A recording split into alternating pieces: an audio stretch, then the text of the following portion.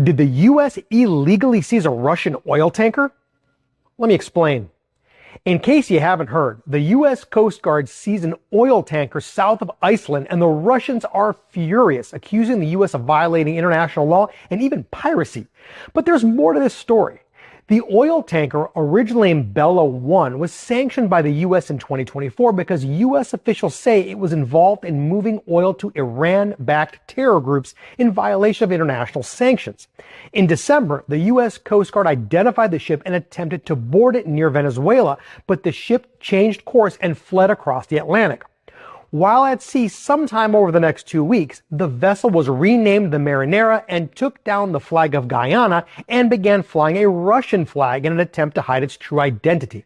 This move didn't give the ship real legal protection, so U.S. officials deemed the ship stateless, which means the vessel doesn't have a valid nationality or flag recognized under maritime law.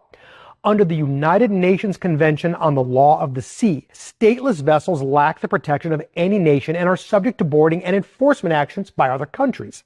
Additionally, the U.S. Maritime Drug Law Enforcement Act allows the U.S. to take action against stateless vessels involved in illegal activities, even in international waters. So the Coast Guard boarded and took control of the vessel and another oil tanker named Sophia in the Caribbean, which the U.S. says is part of the same shadow fleet that are used for illegal oil deliveries.